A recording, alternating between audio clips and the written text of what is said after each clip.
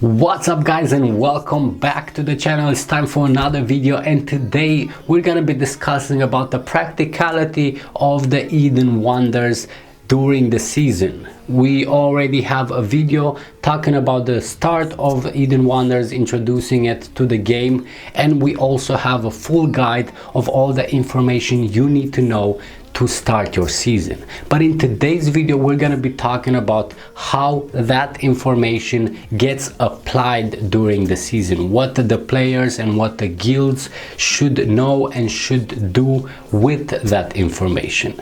So let's not waste any time and get straight to it. Okay, so the Eden Wonders impact the season a lot with all their buffs, but it's important to know how to maximize the usage of those buffs and in which situation. So let's first start with the beginning, which is the race for the level 16 tiles. Getting first to level 16 before the enemy means your guild will have access to tiles that the enemy cannot clear away, which will obviously give you a very strong strategic position. But first you need to get there. And even though there's a lot of things that influence how fast you get to level 16, today we're going to be focusing specifically about how the wonders help you there. And there's obviously rank 1 when it comes to this subject is the Moai statue.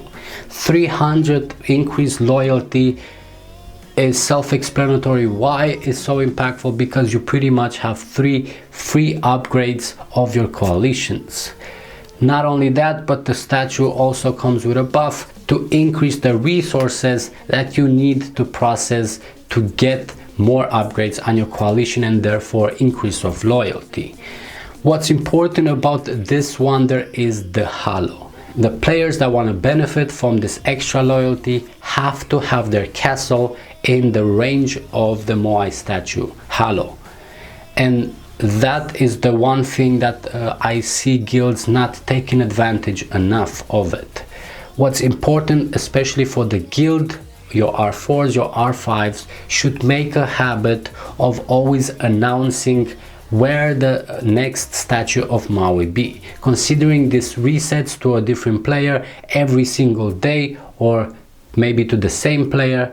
It's important that your R4s or your R5 sends daily messages with the coordinates of where the Moai statue is. Like that, you are helping and you are promoting to the players that they should use that buff and they should be in the range of the halo to help them take higher level tiles. A lot of the times you see only the person getting the halo using the full buff, but the range of the halo is pretty big, and it's a complete shame that players don't get to utilize the buff to the maximum. So the more you promote it and make sure you the players know where the Moai statue is to faster get to it, the better for your entire guild. Furthermore, when it comes to the person that has the halo, you need to take responsibility of it. You're not just one player, but your position is defining where the rest of the players will be to help them also develop much faster. So I would advise you to get to a certain good position where you have access to a lot of tiles for everybody, and try to stay there. Don't change positions 2 times if possible, so that the players have time to build pads around you and to also take the tiles before you move away and they wasted their pads and time for no reason. Besides the Moai statue, we also have to look at the Statue of Victory, as that comes with increased Chaos Might. That increase of might obviously is more power for your legions to faster and more efficiently push poison tiles. So it's a definite plus to have for your legion. But remember, this is not a halo. This depends only on your own personal ranking, depending on the level of your building. So invest as much as you can to increase that Chaos Might and further increase the damage your legions can do to poison tiles. Now, there were a lot of debates regarding the Statue of General, or more specifically HP influencing poison tiles. A lot of top players that do push level 16 tiles have argued that HP is the most impactful stats you can have for poison tiles. And I personally completely disagree. And the reason why is that the poison damage clearly says is dealt as the total HP from your legion. So to easily explain what I mean, if I have 1 HP per troop and I have 100 troops, then the total would be 100 HP. If I have 1000 HP per troop and I have again 100 troops, then I will have 100,000 HP. But if the poison damage is dealt out of the total HP I have, and it deals 50% of the total HP in my legion, then I am still left with 50 troops from each legion. The amount of HP will not matter because we're talking about the total percentage of HP. And that's why I completely disagree that HP has anything to do with pushing poison tiles. Again, as per usual, if you disagree, if you have your own theories or your own opinions, make sure to leave them in the comment section. I will be glad to discuss with you. If you prove me wrong, then I will definitely do a different video discussing this matter. But for now, this is my personal opinion regarding HP, or in this case, the statue of general influencing taking poison tiles much faster. And with the level 16 subject out of the way, we can focus on something that I know everybody loves, which is combat. Now, when it comes to fighting, the statue of general definitely comes into first place because of that increase of HP. It's a very impactful buff. And remember that, again, it's a personal ranking buff, which means the higher the level of your building is, the higher your ranking, and therefore the bigger the buff. It's very important because this is where the free-to-play players get finally an advantage. And I'm saying that because of the cost of the building, which is crystals, something that any player can invest in producing as much as they like. So I will definitely advise you in between seasons and during the seasons to always produce those crystals and have them ready so you can increase the level as much as possible. And not only during building day, but throughout the week, to try and maintain your rank as high as possible, because as we discussed in the stats video, HP is one of the most impactful stats in the game that you can have, and this is the opportunity for free-to-play players to reach the same or even higher HP than a big time spender that didn't bother that much with the crystals. In other words, somebody that never paid any money in the game can have the same HP as somebody that spent thousands of dollars in the game. So I would definitely encourage you to focus on that, focus on having the crystals, and focus on upgrading that building as much as possible. Besides the HP buff from the statue of general, obviously we're also going to be looking at the statue of victory with its increase of chaos might. Yes, it does not apply to siege battles, so attacking castles will not benefit from that buff, but majority of the fights are happening on tiles, and therefore the chaos might will definitely help you out. Now, compared to the statue of general, the items that you need to upgrade this building and increase your personal ranking are limited, and here is pretty much the place where the spenders get a bigger advantage because they actually get more items than the free-to-play players if they pay for them, obviously. So my advice to free-to-play players is to focus on upgrading and getting the quest done of your seasonal quest to get a few extra items from them, and more importantly, participate in the taking of as many objectives as possible. As every new objective taken, you're gonna get an extra reward that includes materials to upgrade the statue of victory. So especially if you are a free-to-play players, definitely focus on that.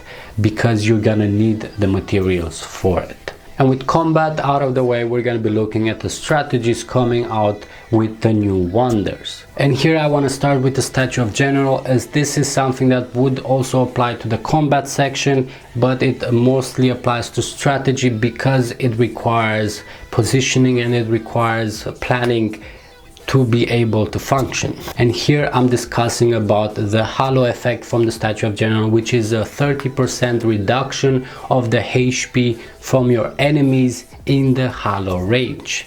This is a very powerful buff. The same way the increase of HP, the reduction of HP from your enemies is definitely gonna help you out, and more importantly help your guild. Whenever you have big objectives, big positioning, strategic points that you need to defend and make sure the enemy doesn't break through, having the Statue of General halo there is gonna help you immensely.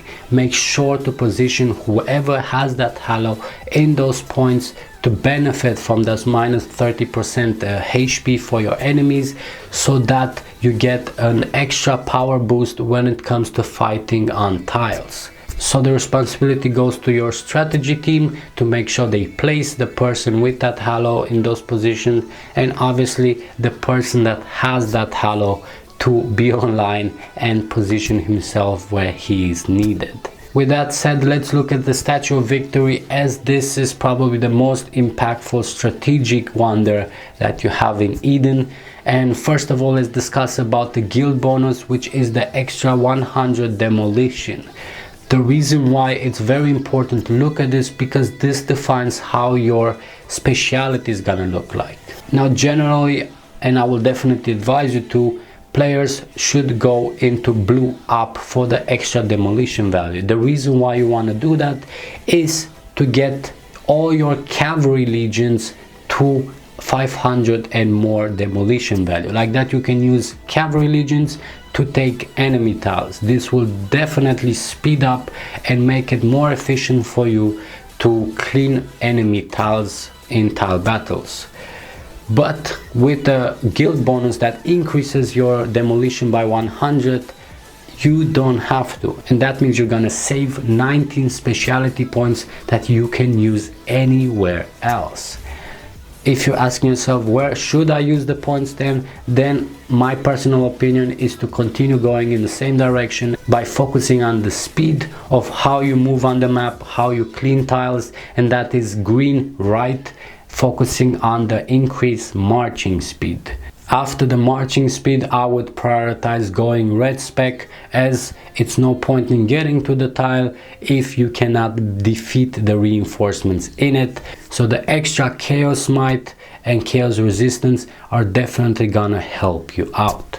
And the last thing, and probably the most impactful thing, because I don't see enough guilds using this to their maximum potential, which is the halo effect of the Statue of Victory, which comes with a reduction construction time for your pad of 60%. What's impactful about that is that if you combine the 60% coming from the halo effect together with the 50% from building your pad inside an already occupied structure, then you can instantly build your pad in Eden, which pretty much goes to what a normal teleport would be outside of Eden. And that is a very impactful thing when it comes to strategizing on the Eden map.